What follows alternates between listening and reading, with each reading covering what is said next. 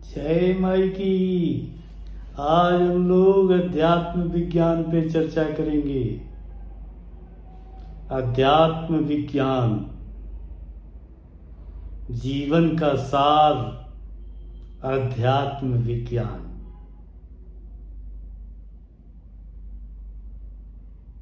बहुत रूपों में अध्यात्म विज्ञान की चर्चा हो सकती है। कर्म के सिद्धांत के रूप में हो सकती है, आचरण के रूप में हो सकती है, विवेक के रूप में हो सकती है और विवेक के साथ साथ शक्ति साधना के विषय में भी हो सकती है। तो हम लोग आज आध्यात्मिक विज्ञान को कई रूपों से समझने का प्रयास करेंगे। ये कई रूप क्या क्या है अभी हमने आपको बताया है। मन सा वाचा कर्मण।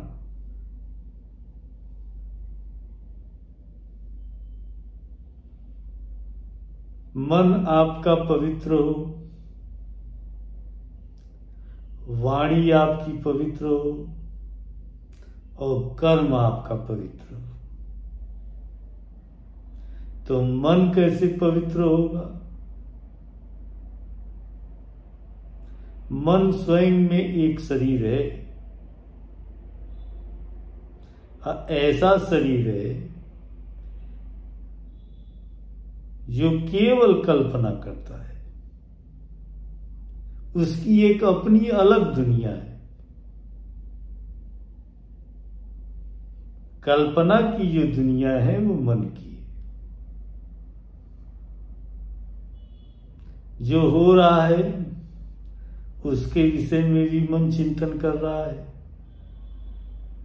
जो होने वाला है उसका भी चिंतन कर रहा है और जो नहीं होने वाला है उसका तो सबसे ज्यादा चिंतन करता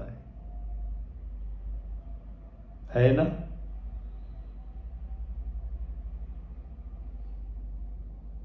चिंतन से ही सब कुछ निश्चित होता है। अध्यात्म विज्ञान का मुख्य सार चिंतन ही है। यानी वर्तमान पे अगर आप ज्यादा चिंतन करते हैं, भूत और भविष्य को छोड़कर, तो भविष्य आपका संवरता है। अगर भूत में लगे रह जाते हैं तो भविष्य आपका कुंठित हो जाता है। तो सबसे ज्यादा चिंतन किस पे होना चाहिए? वर्तमान पे। बड़े बड़े ऋषि मुनियों ने वर्तमान के चिंतन पर ही फोकस किया है, सबका ध्यान आकर्षित किया है। मन का जो चिंतन है वो वर्तमान पर होना चाहिए। और जानते हैं गूढ़ रहस्य इसमें है। वर्तमान पर चिंतन कैसे हो सकता है?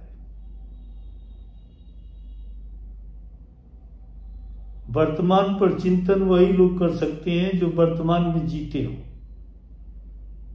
और वर्तमान में कौन जीता है?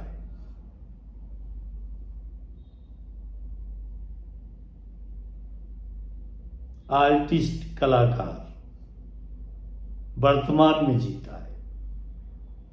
वो भी जब आर्ट की दुनिया से जुड़ा होता है तभी तक। फिर वो वर्तमान से बाहर निकल जाता है। उसके बाद वर्तमान में कौन जीता है?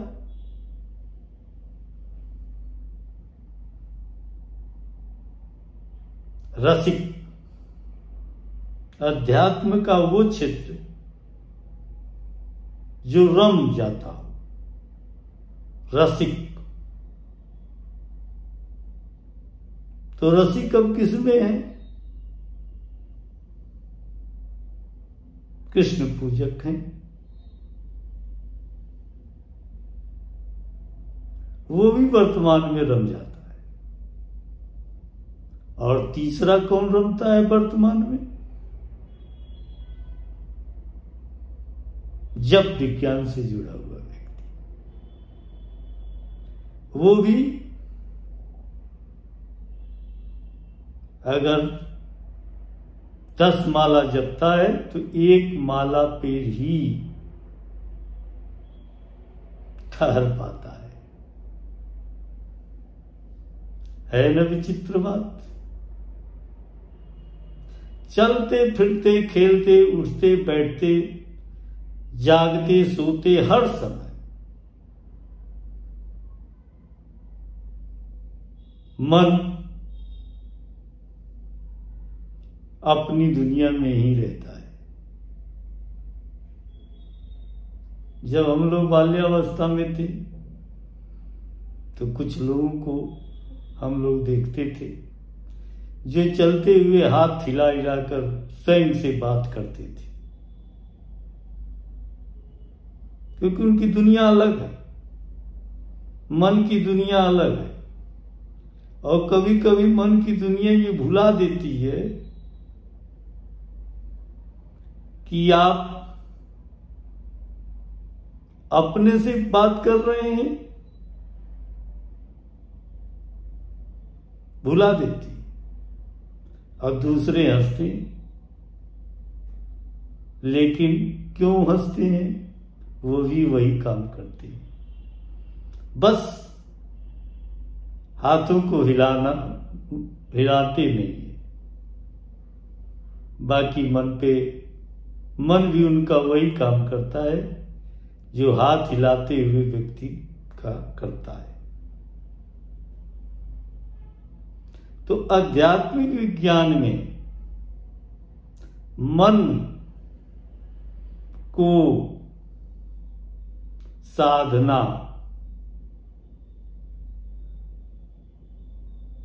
मुख्य रूप से यही आध्यात्मिक विज्ञान है।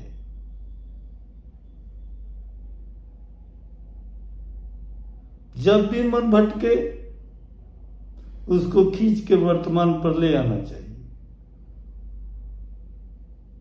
कि जो चल रहा है उस पे हम चिंतन करें, जो होने वाला है उस पे चिंतन ना करें, जो हो चुका उस पर भी चिंतन ना करें,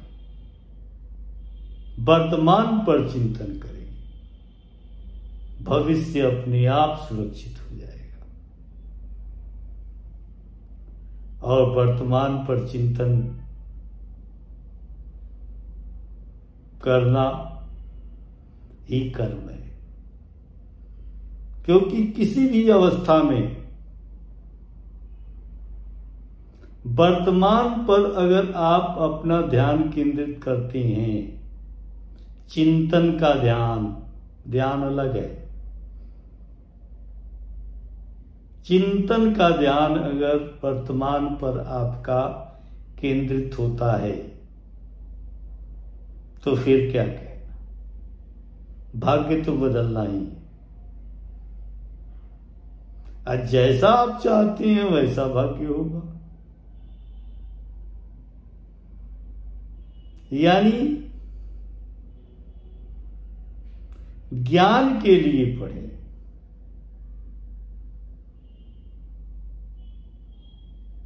आनंद के लिए कर्म करें,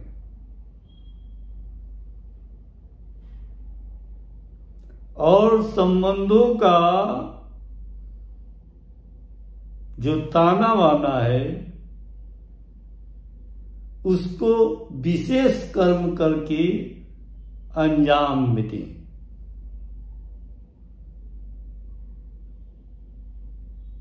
यही वर्तमान पे सोचना है।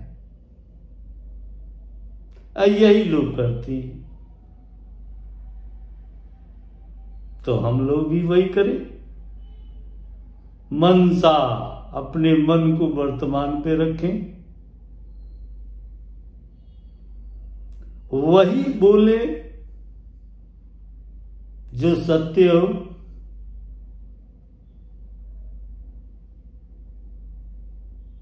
सत्य के सिवा कुछ न मत बोले। भविष्य की चिंता करते हुए वाचा यानी शब्दों का प्रयोग न करें। भूत का ध्यान करते हुए भी शब्दों का चयन न करें, क्योंकि यह अनुभव में तो होता है कि भूत में हमने ये किया तो इसका ये परिणाम आया।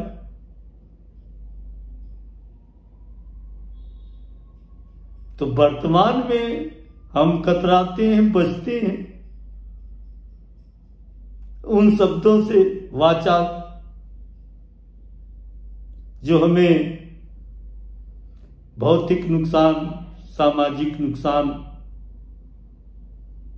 और मानसिक नुकसान दी होती हैं। लेकिन आप पाएंगे कि ऐसा नहीं है। भविष्य में उसका बहुत दूरगामी परिणाम होता है। तो समय जो आपसे डिमांड करे, मन को वही कराइए।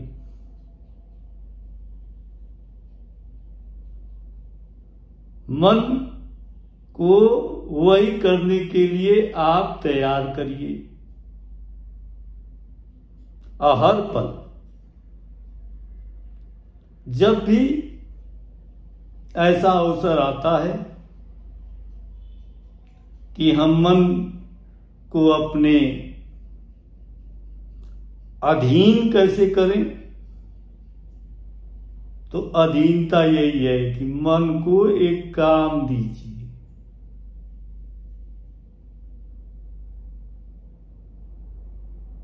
अब मन को काम किस तरीके का?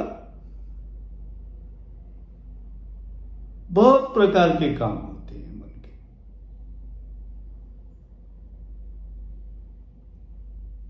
मन रचना करता है, कहानियों से स्वयं को जोड़ता है, महापुरुषों से स्वयं को जोड़ता है, क्रांतिकारियों से स्वयं को जोड़ता है, लेकिन वैसा बनाता नहीं है। क्योंकि अगर वैसा वो बनाने लगे तो फिर क्या कहना है। तो हम लोग मन को काम दें, आध्यात्मिक विज्ञान का ये मुख्य लक्ष्य है। और 24 घंटा दें। जब भी कहीं इधर उधर मन जाने का प्रयास करें, खींच के वहीं ले आए। और सबसे अच्छा काम क्या है? मानसिक जप।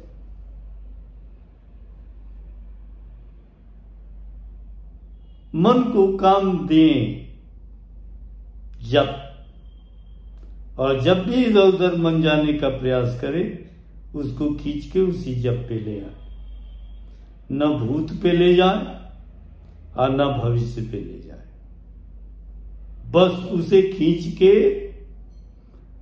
उसी विषय पे ले आए जिसका आप चिंतन, मनन और जप करते हैं।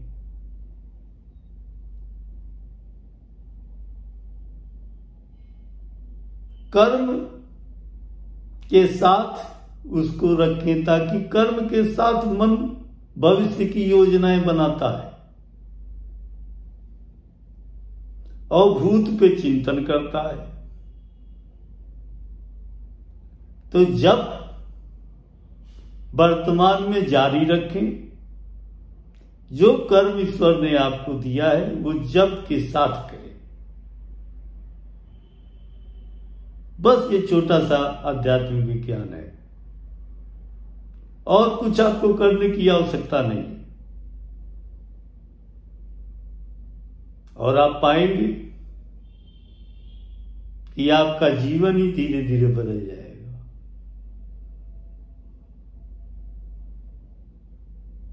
आपकी दिनचर्या बदल जाएगी। सुबह आपने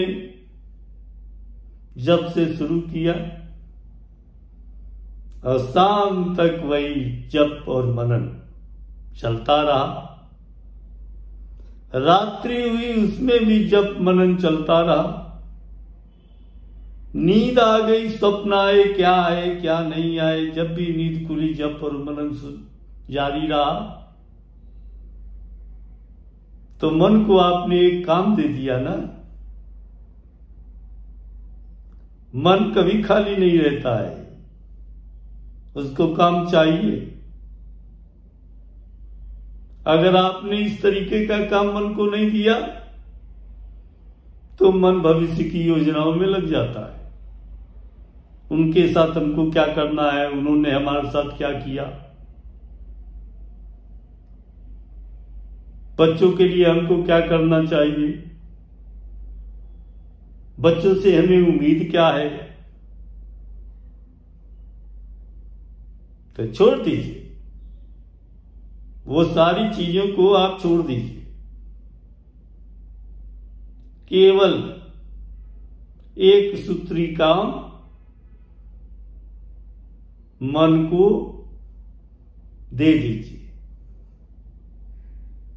और जानते हैं ये इतना आसान भी नहीं है, क्योंकि बहुत संत महात्माओं ने इस तरीके की बात की है और बहुत लोगों ने इस तरीके का काम किए। थोड़े दिन,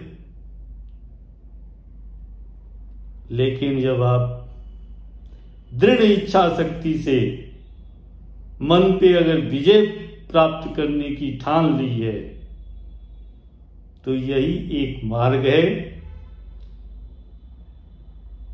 जो मन पे नियंत्रण दे सकता है।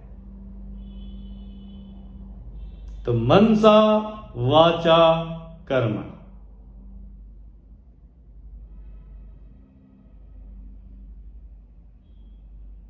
वर्तमान पे जो निर्णयात्मक शब्द निकले वो वाचा है,